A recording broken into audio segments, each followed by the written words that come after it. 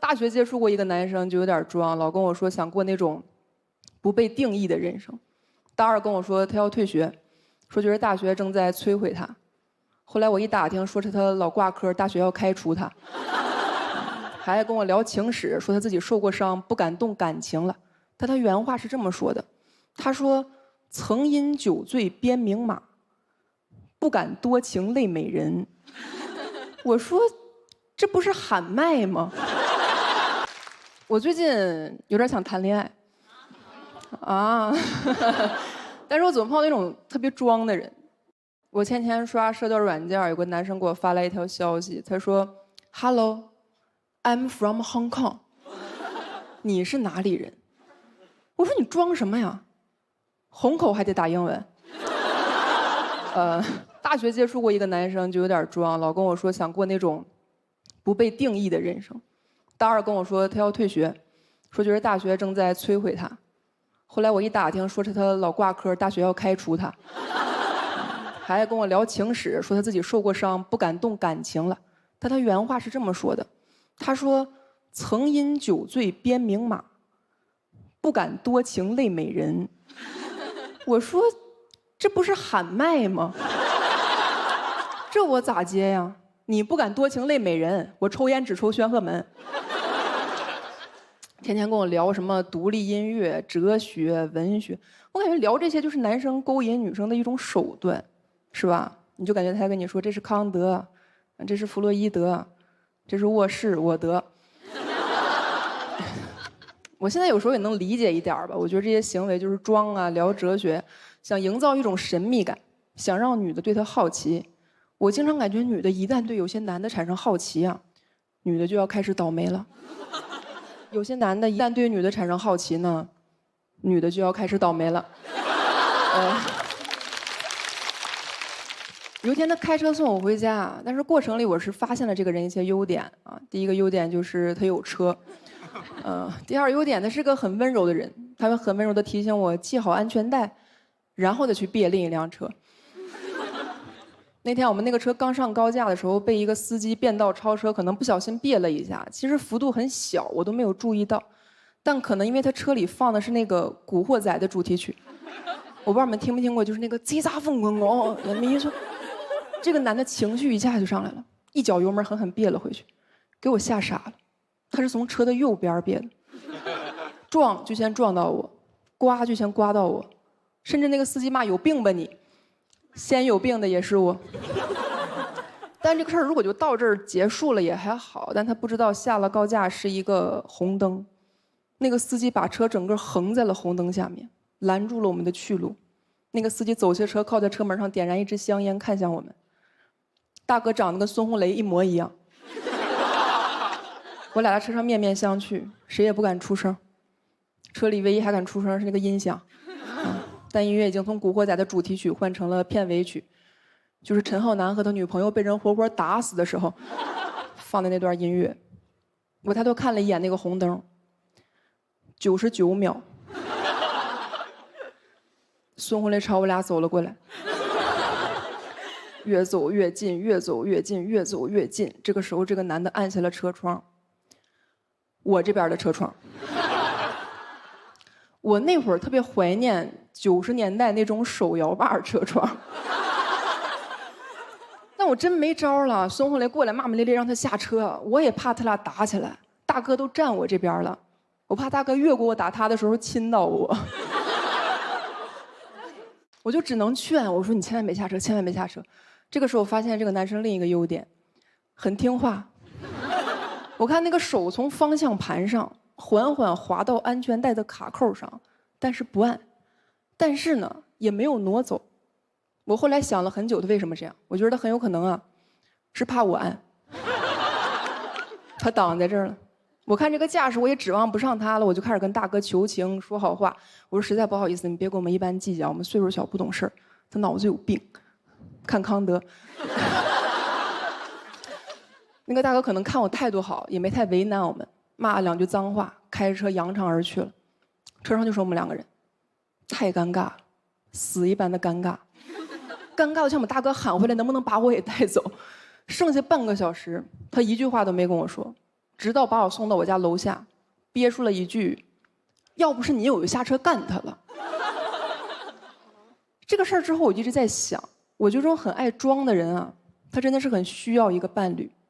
一方面，保证他装的时候有人看；另一方面，保证他装的时候不挨揍。他要是跟我结婚的话，是必须上交工资的。他交的不是工资，是他的保护费。你交了这个钱，我坐你副驾上，下次你再装马上要挨打的时候，我就可以劝我说：“老公别生气，老公别下车，老公别跟他一般见识。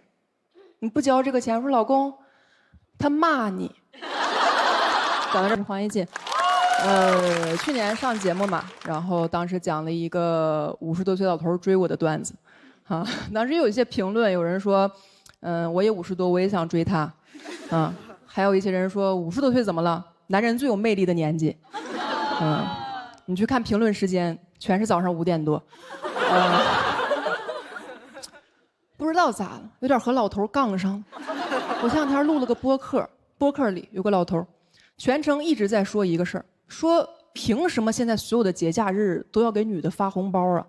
凭什么动不动给女的转钱，给女的转5201314？凭什么？一直在骂这个事儿。我当时第一次录播客，我也很紧张，我就一直面无表情在那儿坐着，我也没说话。这个卡段的视频在抖音上放出来之后，2000多条评论，全在截我面无表情的脸，说这女的破防了。我真有点破防了，跟我有啥关系？他们开始莫名其妙分析我的面相，说这女的肯定没少管男的要钱。天地良心，我管我爸要点钱都费劲。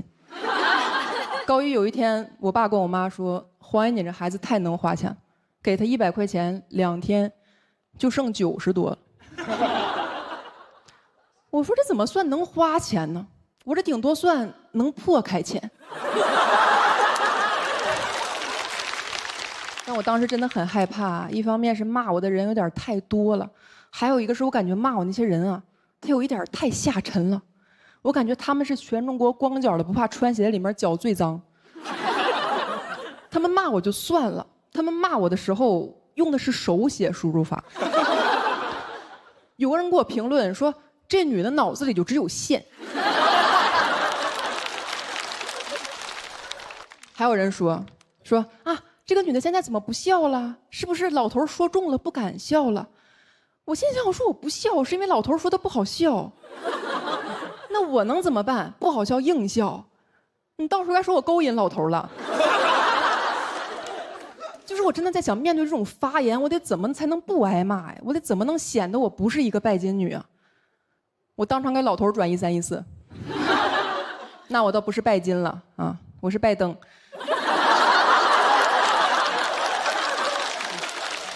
还有一种评论，最多的一种，说我这个人一看就是一个拜金女，但我觉得伤害不到我。因为我觉得现在你骂一个女的看起来是拜金女啊，等于夸她是一个美女，对吧？我现在觉得那种很多攻击女生的词啊，如果别人骂你看起来就是的话，全是好词儿。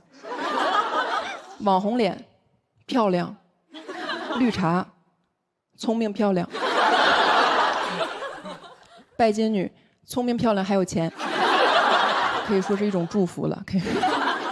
再说这个事儿也不公平啊！你说这个世界上没有拜金男吗？肯定也有，对吧？肯定也存在有钱女生给男的转账，但为啥大家不知道呢？因为这些男的从来都不晒转账，他们不懂感恩。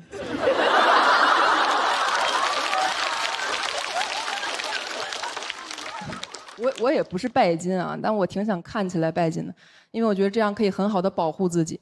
之前有一个人对我表达爱意的方式呢，是每天半夜用微信拍一拍拍我。我也不是说你非得花多少钱才能追到我，但你想追到我，不能光拍我吧？啊，拿我当啥了？拍立得。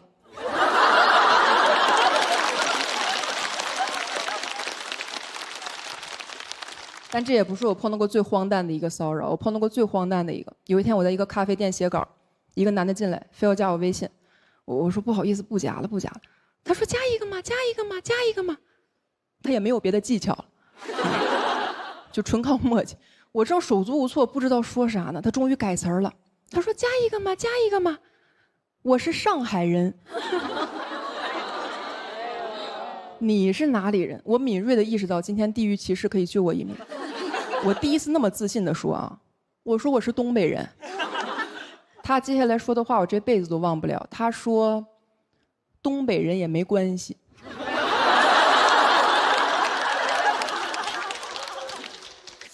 什么叫东北人也没关系呢？啊，我用你原谅我。我有时候就在想，我说怎么能躲开这些人的骚扰？怎么能让这些见人下菜碟的人看到我就望而生畏？其实就是看起来拜金一点。因为我之前刷短视频，我刷到一个男的说，如果你认识一个女生穿金戴银，你就要离她远一点，因为这种女生养不起。那一刻我就明白了，老人说的对，黄金确实能辟邪。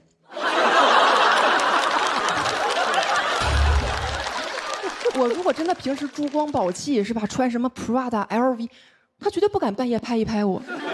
他看到我只会想，这个女的肯定是傍上大款了，从此离我离得远远的，我的目的就达到了。我现在觉得奢侈品才是女生的护身符。我现在看什么 LV、爱马仕，我心想这就是静安寺。你说女生求平安，到底是静安寺法力更强呢，还是静安嘉里中心？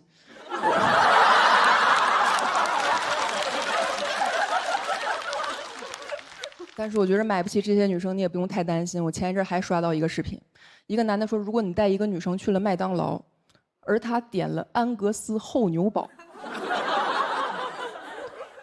那她就是拜金女了。我觉得这个大大降低了拜金女的门槛。你过去还得买包，现在只需要买汉堡包。当代最大拜金女是刘仁成。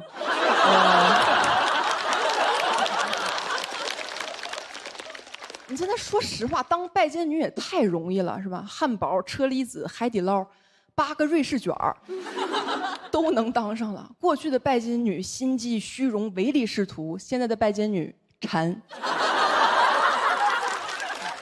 但我觉得得谢谢这些人，把我护身符的价格赶紧。我今年26了，还没有谈过恋爱。我之前跟朋友说的时候，他说：“快拉倒吧，我看你长得像离过婚的。”也有一些人追我，但是追我的人岁数都比我大，30多岁，比我大30多岁，是不是挺荒谬的？我之前有个朋友跟我说，黄燕锦，我感觉你长得特别招老富翁的喜欢。现在好了，富不富我不知道，老翁是全送我这儿来了。现在追我的恨不得没有50以下的。算命的说我今年犯桃花，我都纳闷怎么我这桃花长寿桃上了。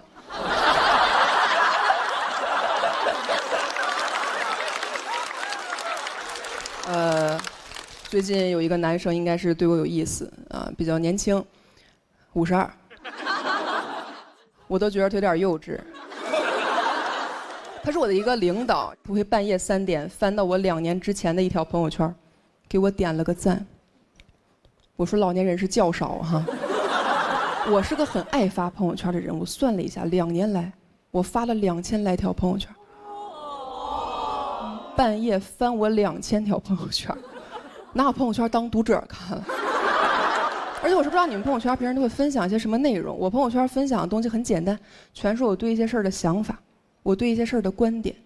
我发现这个老头大半夜不睡觉，翻了我2000多条观点，就赞同我1条。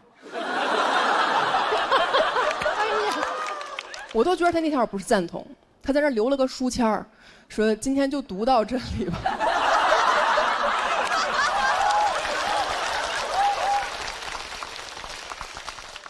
你没有办法，你那会儿刚认识，低头不见抬头见，他总给我点，我也不好意思完全不理他，所以说刷到他的我也会给他点一点。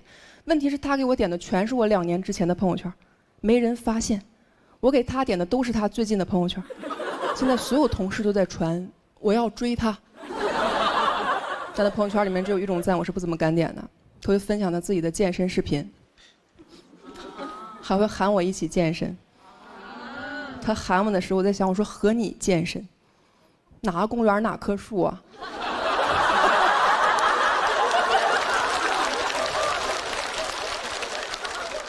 我有时候看他发那个视频，我也觉得挺搞笑的。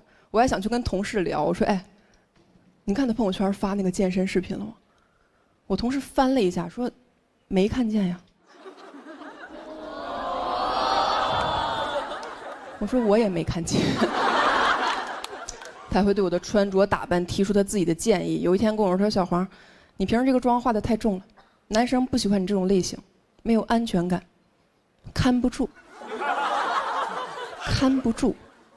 什么人的择偶标准是能看住啊？啊，别人想找个好看的，他想找个好看的。而且我说心里话，也没有必要看着我。按照岁数来说，我感觉他更容易走丢。”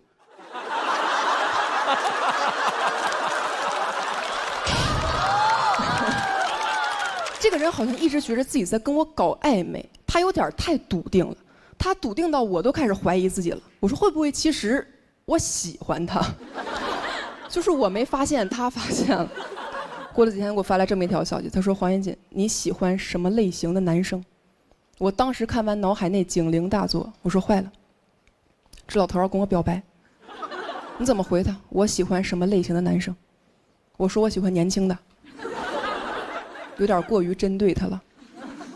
我说我喜欢长得帅的，他这种人又很难认为自己不帅。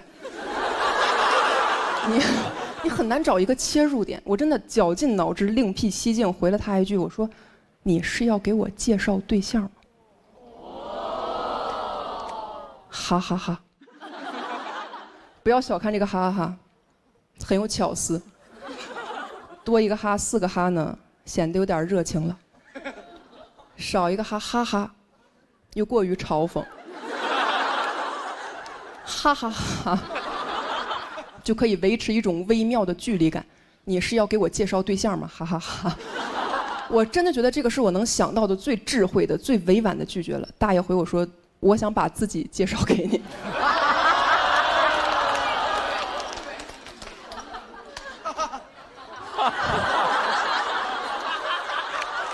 我回他176个哈，176个哈就能把这句话顶到我看不见的地方。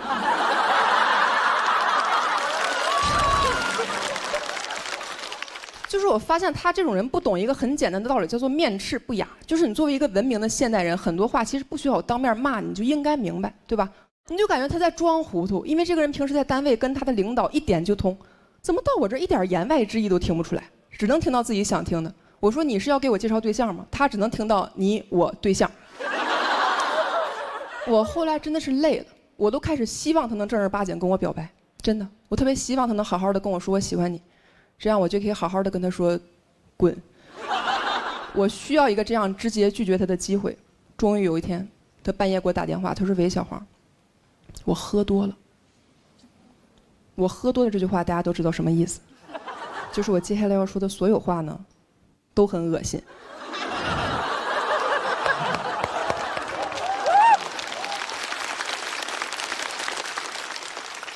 他说喝多了，我就喝多了跟你说啊，我觉得你长得挺好看的，以后我老婆要是能长成你这样，我说你看不住。讲到这儿，最近录节目一直在住酒店嘛，我觉得女生住酒店很麻烦，又担心很多隐私问题，我就很怕被偷拍。我也刷到过那种视频，教你怎么查酒店摄像头，是吧？教你查这个房间里有没有可疑的路由器，查镜子是单面镜还是双面镜，啊，电视也得查，还得看插座里有没有红点儿。我每次跟着查到一半就累得不行了，躺那个床上心想不管了，你乐意看哪儿就看哪儿吧。但是你哪怕跟着全都查了，你还是没有安全感，因为你不知道这种科技现在到底进展到什么程度了。对吧？为了知己知彼，我现在天天在网上搜如何在酒店安装摄像头。我现在一边查怎么防偷拍，一边查怎么偷拍，我都好奇那个大数据得怎么标记我，一个注重隐私的变态。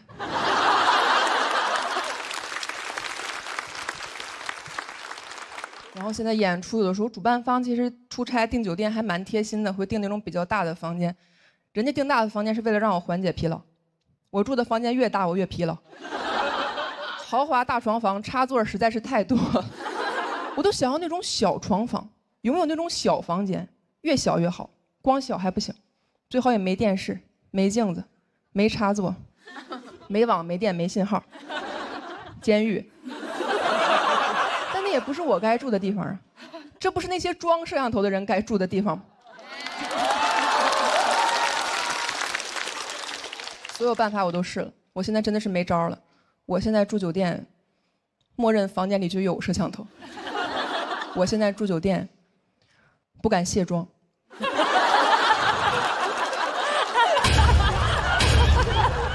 真的，我也不是宣传什么容貌焦虑什么的，我没有办法。我是一个非常在乎隐私的人，但如果我的隐私注定被泄露，那我希望泄露的都是完美的那部分。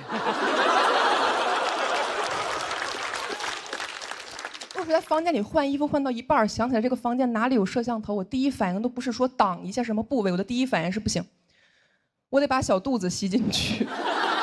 没有办法，我对我自己出镜的视频就是有着比较高的要求，因为我很怕这种视频会流传到那种带颜色的软件上，你们懂吧？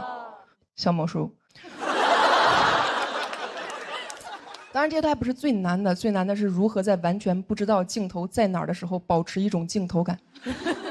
我住酒店已经开始有偶像包袱了。我最近早上起床会开始很优雅的健身、做瑜伽、吃蔬菜沙拉。可以这么说，住酒店让我变成了更好的人。我现在对外都说我是自律博主，就是不知道在哪个平台上。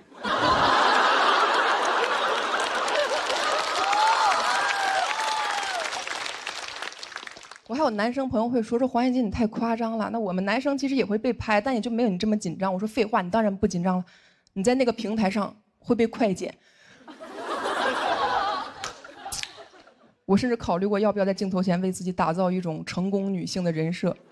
我现在住酒店会对着这个房间里任何一个我认为应该有摄像头的位置下面背英语对话。就这么说吧，我确实是来上海旅游的。但是现在给我打扫客房那个阿姨啊，她以为我是来中国旅游的。我今天早上起来背英语的时候，亲耳听到她和另一个阿姨说：“你说他们老外说话为啥要对着烟雾报警器？”但我前一阵和我妈妈住酒店，我妈问我说：“你说这房间里会不会有摄像头？”我说：“应该有。”我妈说：“行，这回不怕丢东西了。”他说完我都有点悟了，我觉得人痛苦就是因为太贪心了，是吧？你住个酒店，一个消费者又想要安全，还想要隐私，怎么好事都让你占了？有一个不错了，我现在有时候背完英语都对着那个摄像头说，别光看我，看着点东西。我是住酒店时才明白什么叫人生没有彩排，每天都是现场直播。我现在住酒店的时候，这种焦虑已经到了一个什么状态？我平时在家里住的时候不化妆不敢出家门，现在住酒店。不化妆我不敢回酒店。我朋友前两天看见我就问我，他说黄燕金你天天打扮这么漂亮回酒店，你说实话，你房间里到底还住谁了？我说说出来你可能不信，得有200万人。我现在又担心，如果有一天微博私信收到那种99加里面说你火了你火了，我的心想可千万得是在爱奇艺呀。讲到这儿吧，兄弟。哎，大家好，我叫小海。谢谢。去年我是在节目上讲了一个不想穿胸罩的段子。我知道你们可能现在心里都有一个疑问。没穿。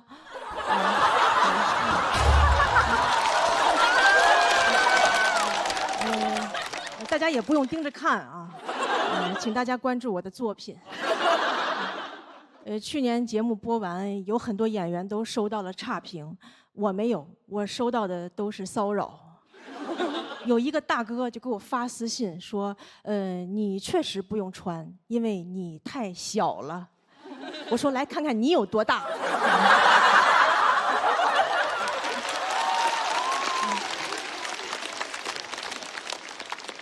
我点开他头像一看，他胸比我都大。我觉得他才应该穿胸罩。我觉得那些内衣厂商就应该专门出一些给这种男人穿的胸罩，就叫贝克汉姆的秘密。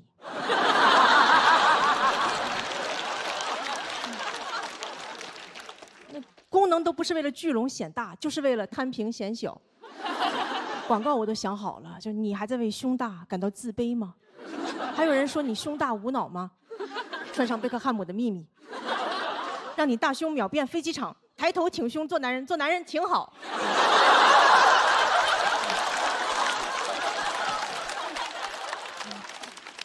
今年又来上海录节目了。我前2天路过安福路，我看到了很多摄影的老法师。你们知道什么是老法师吗？就老法师就是很多老头儿退休以后，终于找到自己真正的爱好，美女。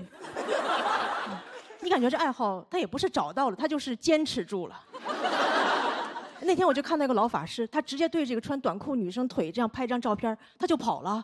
我说这不是偷拍吗？这是老法师吗？这不是老违法师吗？我就追过去了。我说你刚才拍的是啥？他说我就拍了个半身照。我说你管那个叫半身照啊？那你身份证上是你下半身呐？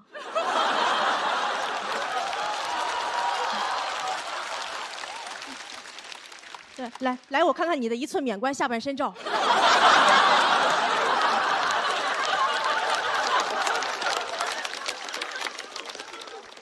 他说这也不能怪我呀，对吧？但是这女生她穿长裤，啥事儿没有。我说怎么偷拍还怪短裤呢？啊，是短裤在偷拍吗？他一个裤衩拍呀。我发现每次有女生被偷拍、被骚扰，总会有人说穿长裤啥事儿没有。怎么有长裤女生就安全了？那这样的话，女生宿舍门口也不需要保安了，你挂条长裤呗。秋天挂秋裤，冬天挂棉裤，健身房挂瑜伽裤，汪峰演唱会就挂皮裤。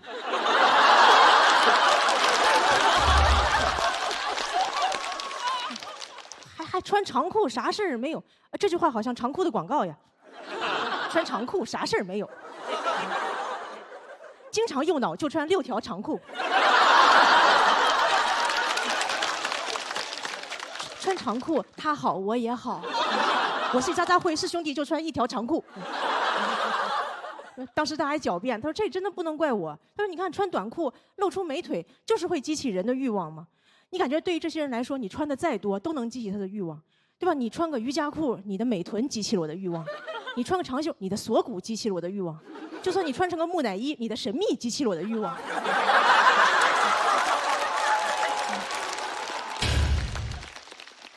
我当时看了看他相册，我说怎么腿脚腰都能激起你的欲望啊？你是不是看见肉就能激起欲望？那你要这样的话，你还能吃猪脚饭吗？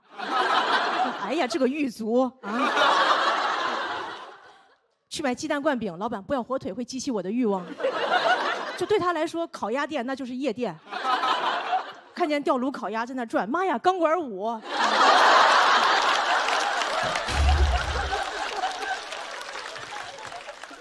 我觉得这些老法师，你们要非要拍的话，可以拍点喜欢偷拍的，对吧？你们可以互相拍，对吧？老韩腿也是腿嘛。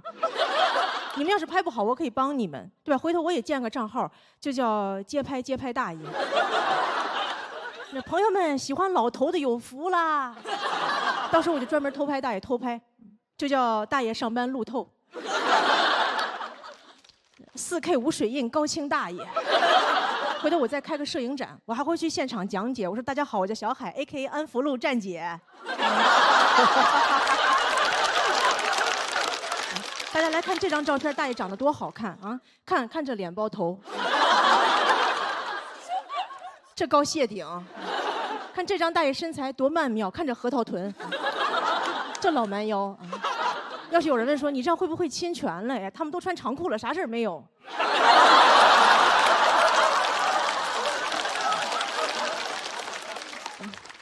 这个摄影展的名字我也想好了，就用我的名字命名，就叫《老人与海》。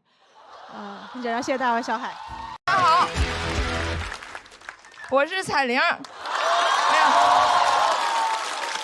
我能进总决赛，说明这节目也挺菜。比到这儿说点真话吧，这个节目是有点黑幕的。半决赛的时候，节目组就跟我们说，你们谁打到了总决赛，就可以坐着这个电梯闪亮登场。我们就跟节目组说，这个电梯其实可危险了，如果有演员看不清、站不稳，就可能出事儿。节目组说我们解决，然后当天就把黑灯和小佳淘汰了。对，确实是。我瞎说的啊。现在你们看综艺、看直播，很多话都是假话，不能当真。比如我常刷一个直播间，专门卖假包。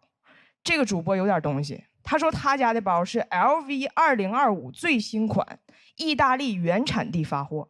首先 ，LV 是法国的。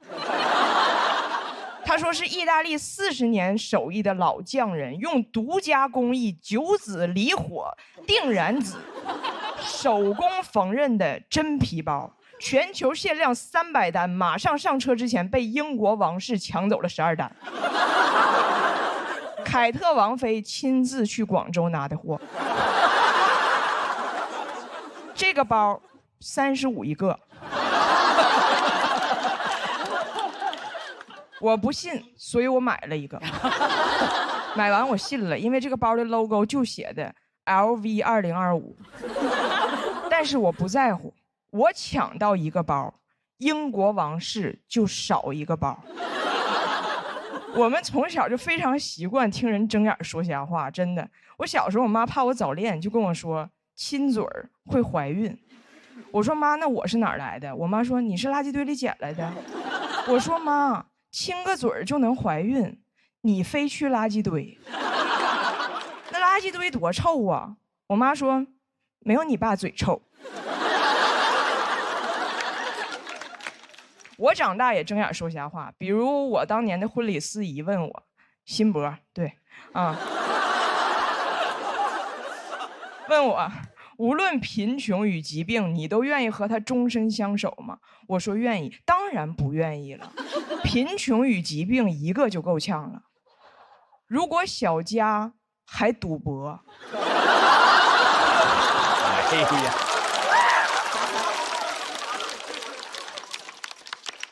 那只能再见爱人。你都没法让他金盆洗手，金盆你买不起，手他还洗不明白。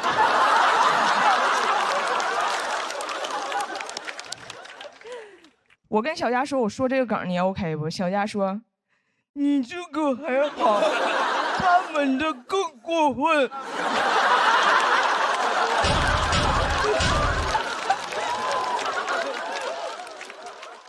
他让我呈现的啊，前面说的这些谎言吧，都很容易识破。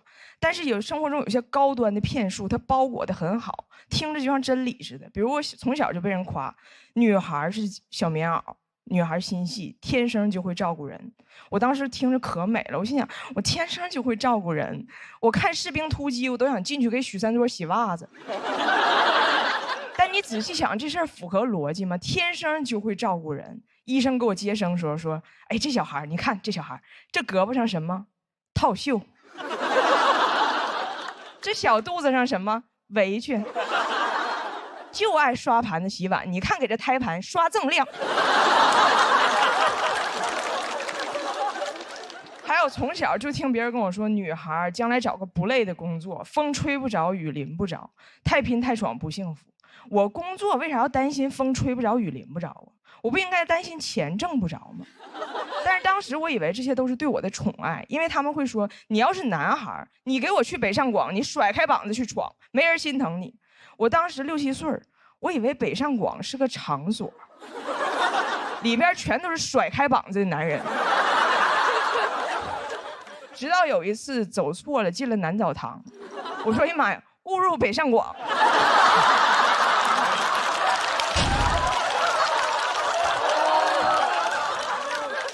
都快吓哭了，然后憋回去了。北上广不相信眼泪。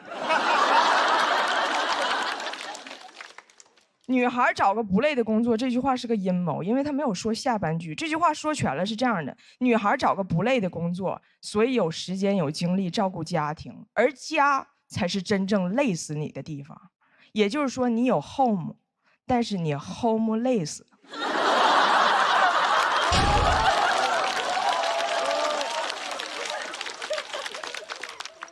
这些人间清醒的发言呢，都是我这2年的复盘。年轻时候我都信了，找了一个不累可以照顾家庭的工作，很早就结婚了，生了孩子。一生孩子，又有人开始瞎说了，说母爱是最无私的，当妈妈会自然享受母乳的感觉。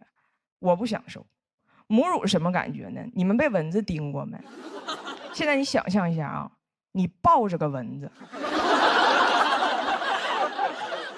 ，6斤8两的大蚊子，嘴这么大，脑袋这么大，双眼皮儿，一次就叮你40分钟，一天叮10多回，边吃它还边哭，你还得拍它，你还不能拍死它。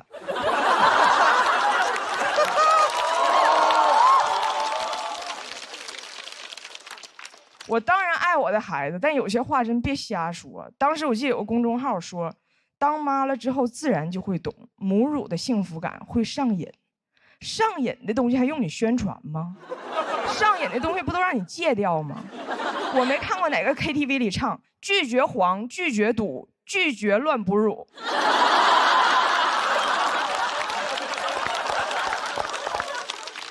这些谎言会形成一个闭环。我找了一个不累的工作，我赚的就少，我就请不起阿姨，就只能天生就会照顾人。我越照顾人，我越无私，将来就会把钱都花在孩子身上，然后自己去直播间买 LV 2025。我刚生完孩子那一年，一天到晚也不洗头也不洗脸，我看着镜子里我自己，我发现我妈根本就没骗我，我就是垃圾堆里捡来的，我应该洗个澡了。去哪儿洗？北上广。这些年我的生活其实一直围绕着我的家庭。以前也有人问过我，你怎么说啥都离不开你家的事儿？因为我几乎没有我自己的生活，所以今年来这个节目其实就是一个目的，我就是想看看我脱离了我的家人、我的孩子，我到底可以跟我自己说点什么。每说一次在这台上，我都在跟我自己对话，我都无比珍惜。这个世界上有很多谎言，但是今天我说句真话，我有点爱上我自己了。谢谢大家，我采阳。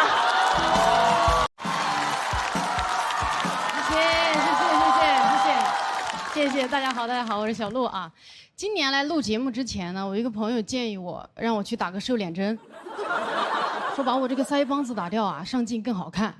但我心想，我又不是靠脸吃饭的，对吧？所以我就去了。反正也不靠脸，段子不好整，脸还不好整吗？不好整。我去到了那个搞脸的地方，跟那个医生说了我要打瘦脸针。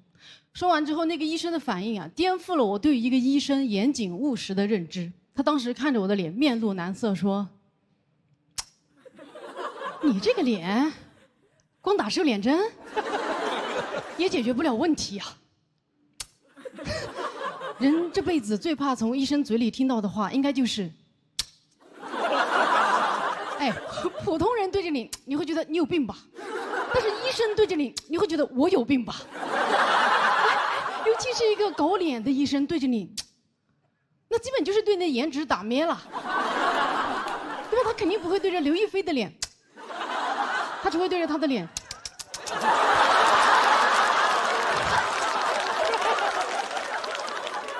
接下来啊，那个医生就开始对着我的脸一顿指点，说：“你看，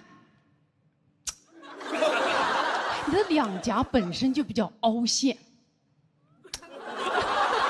打了瘦脸针，侧面就会更寡。你的颧骨、两颊必须做填充，填充完，山根也得垫，垫了山根，那你下巴就太短也。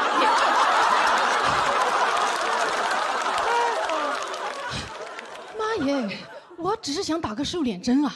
那天听完医生那一顿啧啧称丑，我甚至产生了一个冲动，想说，要不老娘今天就干一票大的。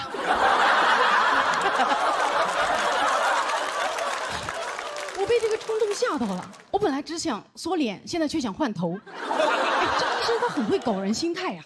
你看他无中生有的给你的脸创造问题，让你焦虑，让你交费，对吧？他不像人家正规3甲医院医生一样，给你大事化小的消解问题。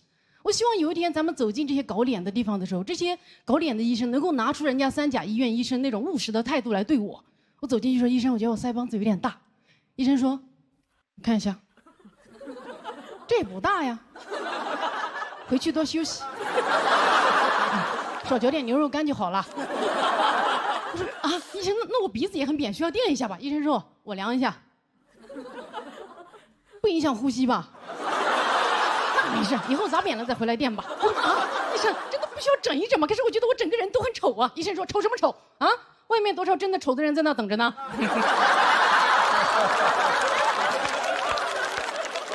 你这点小丑来浪费我的时间。你们现在年轻人就是上网上太多了，胡思乱想，实在不自信，给你开一个美颜滤镜吧。那天在医院啊，我真的是想了很多，我甚至想要作为一个脱口秀演员，我是不是有义务把腮留住？因为现在活跃在屏幕上的这些帅哥美女，都是那种一水儿的锥子脸，对吧？越来越单一的美，只有我们脱口秀演员还在坚持多元的丑。这份坚持很可贵啊。因为如果人类都去疯狂的磨骨削腮的话，就这么进化下去，总有一天人类就进化的失去自己的腮帮子了，那样人类会变得很脆弱的，因为我们遇到困难都没有办法咬紧牙关了。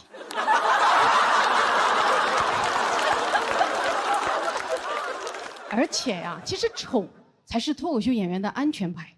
你想，如果我的人设是中国最丑女脱口秀演员，那你们这辈子都不会听到我塌房的八卦。说，哎呦，别看小鹿在台上丑成那个死样，私底下可是国色天香呀。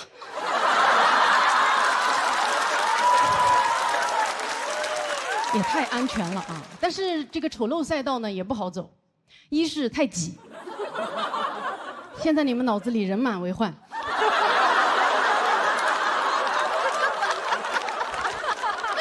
二是啊，现在观众很善良，总喜欢夸脱口秀演员长得好看。就跟那些粉丝喜欢夸爱豆有实力一样。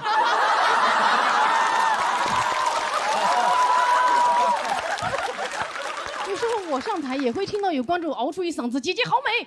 哇，我真的是好局促。我心想，能有多美？这才哪到哪儿啊？你们吃点好的吧。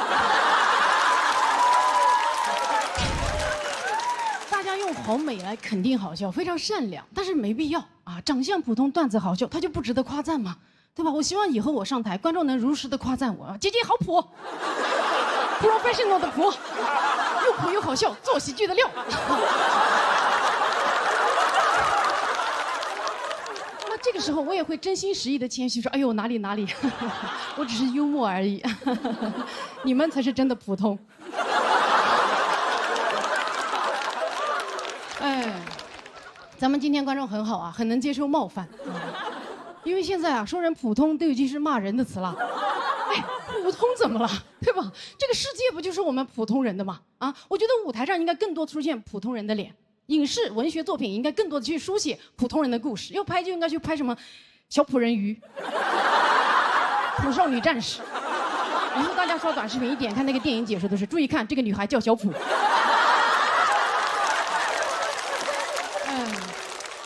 很明显啊，我最后没有换我的头，因为我享受做一个普女，就很稳定，有一种那种有编制的安全感。我不想再努力了，但是我非常钦佩那些还在为美丽努力的人啊，而这些为美丽努力的人居然被骂什么整容脸、假脸，我觉得太没有天理了。整容脸，那不就是天道酬勤吗？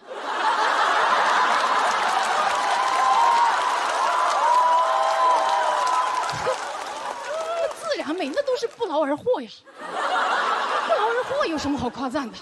我觉得在颜值这块，真正应该被夸赞的就是那些从平平无奇的脸上平地抠饼、灾后重建的人了。我觉得所有换了头的偶像明星就应该大大方方的告诉自己的粉丝，自己原来长得什么鬼样，这样你的粉丝才会知道他的 gay 有多努力呀。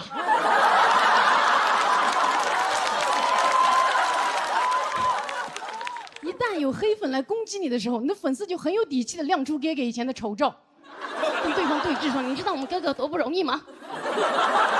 哥哥刚出生的时候多丑啊，他鼻梁多塌呀 ，AKA 伏地魔。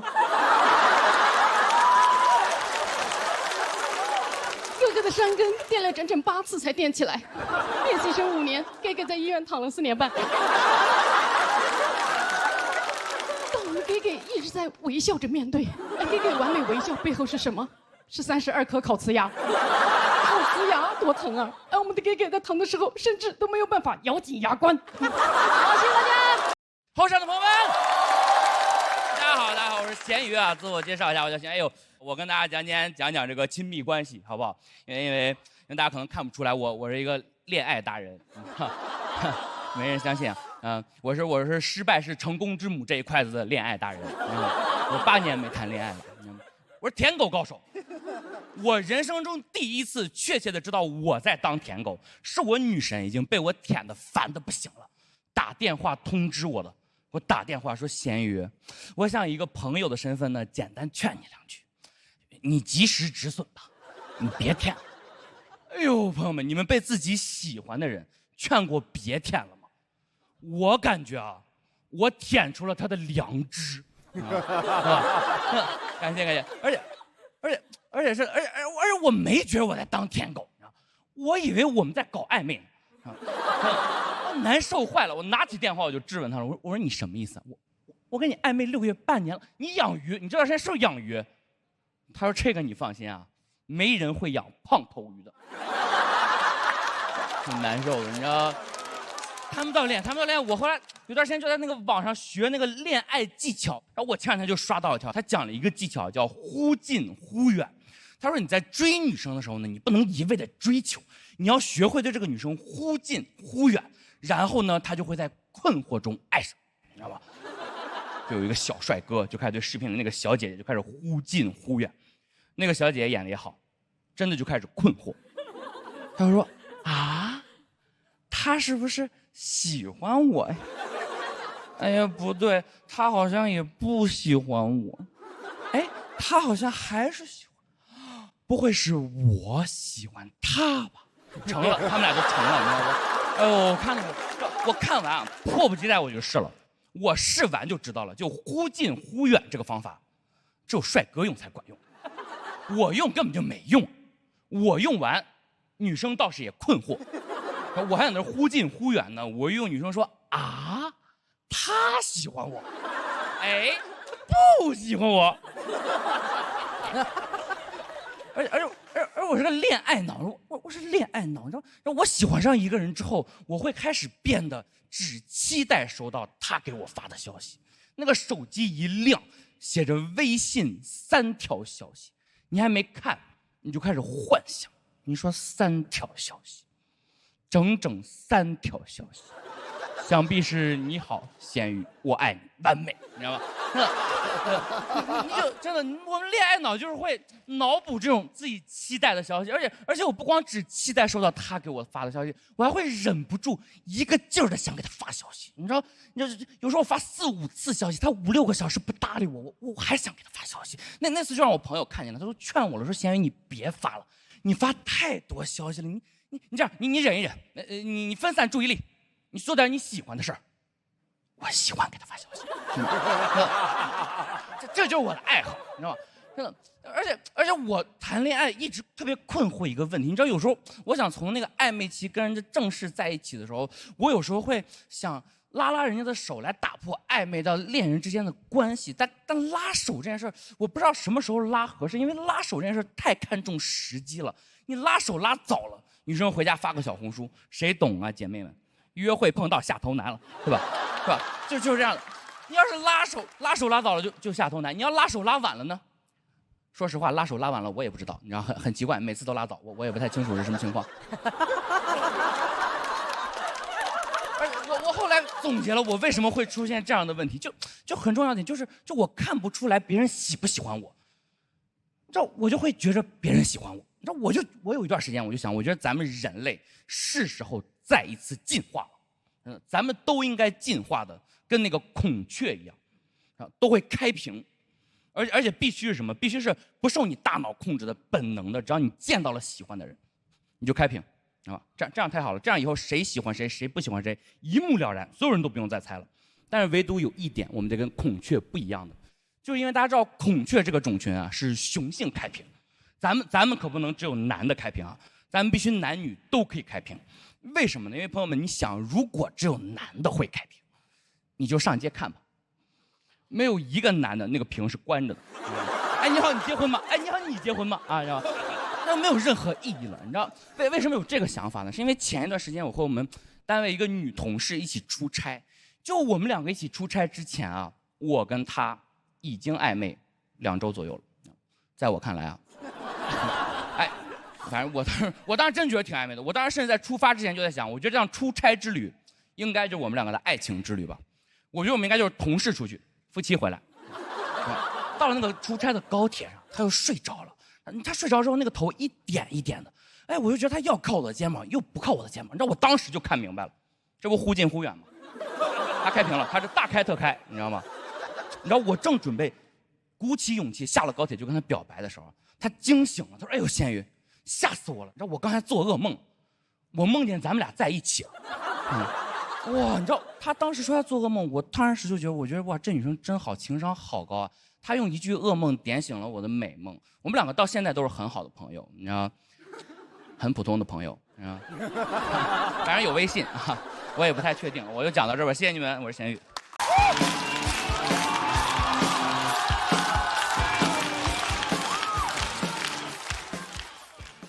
大家好，我叫小海。谢谢。最近节目组给我们准备衣服啊，我发现很多衣服我都不敢穿，比如说我就不敢穿短裙，因为我害怕别人说我腿粗。其实也没多粗，就是不细。我可以给你们看一下。你没看清，你们再看一下。对。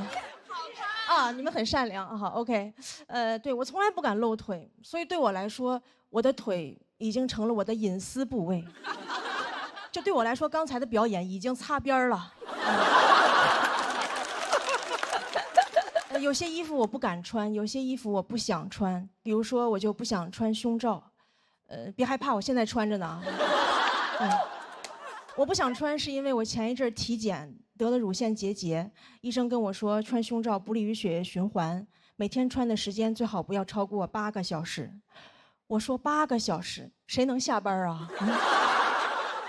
我不可能上着班儿。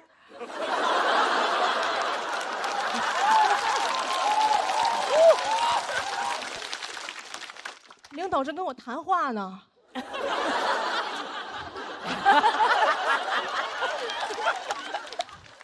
我说，哟，8小时了，我的胸罩下班了。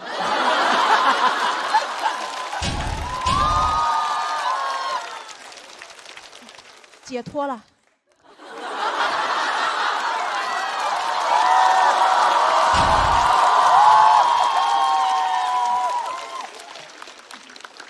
而且夏天穿也很热。对吧？女生知道，几乎所有内衣里边都有一层厚厚的海绵。我夏天出门换衣服的时候，我都觉得有点对不起我的胸，我都想跟他们说，胸大胸二啊。难为你们了，今天外边太热了，来把棉袄穿上吧。除了很热，也很麻烦，有时候晚上出去扔垃圾都得穿胸罩。有一次我觉得真的很麻烦，所以我就干脆戴了个口罩。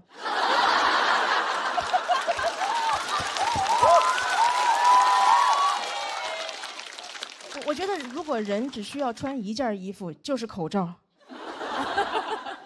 我甚至都可以只穿口罩。我打网约车就没有司机找不着我。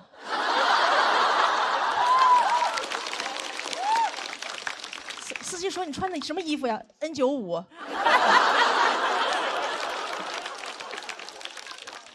我试过很多方法，怎么可以不穿？比如胸贴，但胸贴有一个问题，就是它就是出汗容易掉，所以我在台上从来不敢戴，我怕我在台上掉装备。我还得赶紧跪在上面说：“这是我护膝。”胸贴还有一个问题，就是有时候我会过敏。人多我又不好意思挠，我就只能捶胸脯。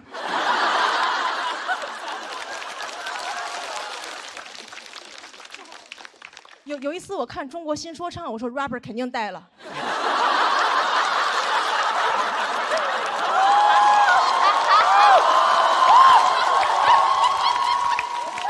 打招呼都是 Hey yo bra。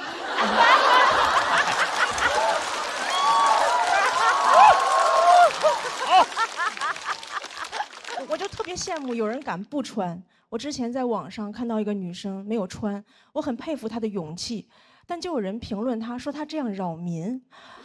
我说她怎么就扰民了啊？她是在街上扫射别人吗？啊、如果你觉得她扰民的话，你可以报警，对吧？你说警察这里有人扰民，警察说有噪音吗？什么噪音？是我脑子里肮脏的想法。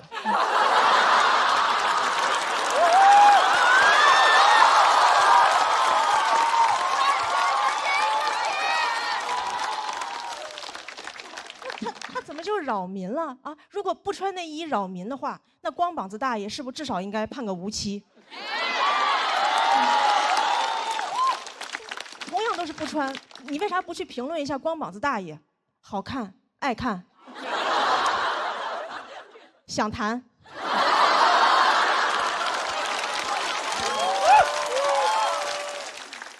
就是不想穿内衣这个事情，除了网友不理解，很多父母也不理解。有一次我跟我妈说我不想穿，我妈说正经人哪有不穿的？我当时我都变成那英了，我说这简直就是危言耸听。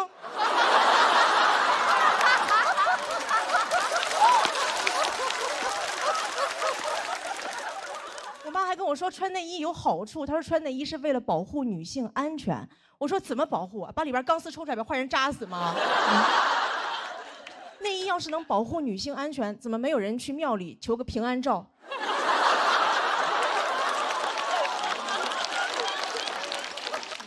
送给朋友说特意给你求了个祭照杯，保佑你逢凶化吉。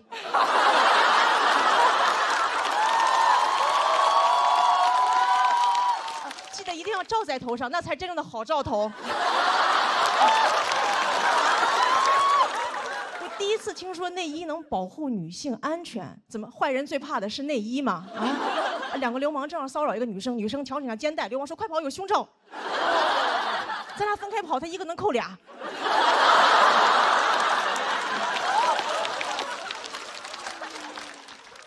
我妈还跟我说穿内衣有好处，可以防止下垂。她说：“你看内衣广告说了，我们这个可以防止下垂，能够对抗重力。”我说：“对抗重力，这么厉害的科技，咋不用来发射火箭？”回头采访马斯克说：“您登陆火星的秘密是什么？维多利亚的秘密。”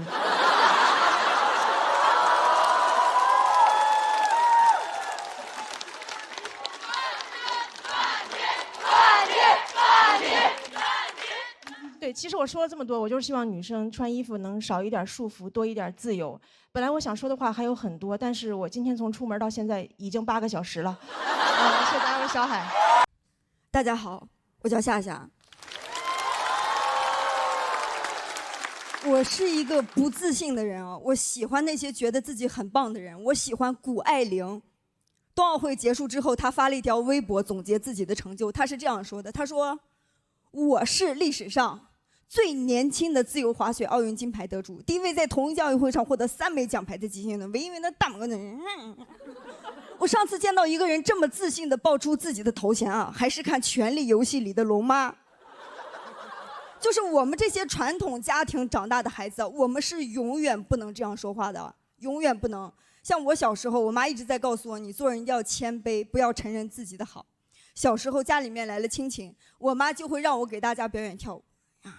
跳完之后，人家亲戚也就那么一说，真好，真棒呀。这个时候我就要赶紧退后2步，说一句我妈提前让我说的话：没有，叔叔阿姨，我跳得不好，我还差得远呢。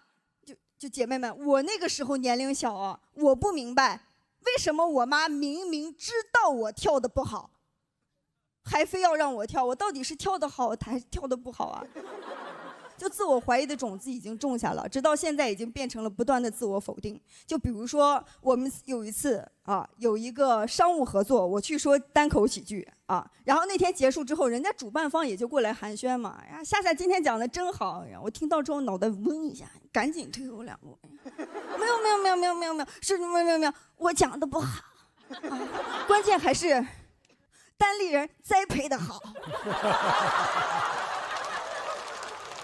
就我得这么说呀，这样说比较体面，对吧？如果别人夸我说夏夏今天演的真好，这个时候我说，对，我演的就是好。这个时候别人会说，不，别人什么都不会说，没人知道该怎么接这种话。但如果我说的是关键还是单林栽培的好，那个人他回头想起我来啊，他都会觉得吓那个年轻人啊，公司会让他上节目的。而且我发现啊，不只是我这样的普通人不能承认自己的好，哪怕那些已经很厉害的人也不能承认。就比如说张艺谋，他足够牛了吧？我之前看过他一个采访啊，然后就有现场观众嘛，然后说：“张导，您是我心中最好的导演呀！”这个时候张艺谋啊，天哪，他可是张艺谋啊！我明显感觉他脑袋嗡一下呀，赶紧最后两幕。没有，得到大家的喜欢呀，纯属幸运。他得这么说呀，这样说比较体面，对吧？如果大家夸他说张导，您是中国最厉害的导演，这个时候张艺谋说：“怎么不算呢？”他要是敢这样说啊，他不敢这样说。我长大之后发现我在感情里也特别不自信，我经常会问我对象一个傻问题：你爱我吗？你喜欢我吗？但是我发现啊，男人嘛，有且只有一个回答，就是我好爱你啊，我好喜欢你啊。我不喜欢这样的回答，不刺激，也不真实。我发现，如果你想要听男人对一件事情真实看法，你问他问题，你要挑他特别放松，完全没有防备的时候问。有一次我对象趴在我的肩头，哭着跟我讲他艰难的奋斗之路啊。这个时候我突然问了他一句：“你爱我吗？”他说：“一般。”他说完之后，我竟然没有生气，我反倒觉得咱这个心里终于踏实了。啊，这才是我应该被喜欢的程度。啊，不能再更多了。我一直觉得他是一个特别自信的男孩，但是相处时间久了，我发现啊，他也有特别不自信的地方。他的不自信集中体现在他的自尊心极强。我们俩有次啊去上海外滩一家特别高档的餐馆吃饭，啊，不是专门找的，是不小心走进去才发现很贵。然后我就看到里面就一盅汤啊，就一人份的一盅汤要189，服务员小姐姐还在旁边等着我点菜，我就看到惊了，我就杵了一下我对象呀，这个汤好贵呀！我对象听到之后啊，立马生气了，气得头上青筋都爆起了，开始喊：“贵什么贵啊？又不是吃不起，点！”他太生气了，我不明白啊，他的这些话明明是想让我听，他为什么要冲着人家服务员说？就比如说那天我点了一盅汤嘛，我不敢不点嘛。我对象赌气，他那天就没有点。然后我们那天吃饭的时候，气氛特别冰冷。然后服务员小姐姐意识到了之后，她那天做了一件特别温暖、特别善良，但其实会彻底摧毁一个男人自信心的一件事情，就是我们那天吃饭吃到最后啊，她过来送了他一盅汤。我当时看着他脸都黑了，我就想着天哪，这个局面该怎么挽回呢？我当时想到一招啊，就是我怼他，我说他给你送汤，他不会是喜欢你吧？然后我看着我对象啊，一边佯装生气啊，觉得我无理取闹，又一边偷偷的嘴角上扬，恢复了自信。谢谢大家，我下下。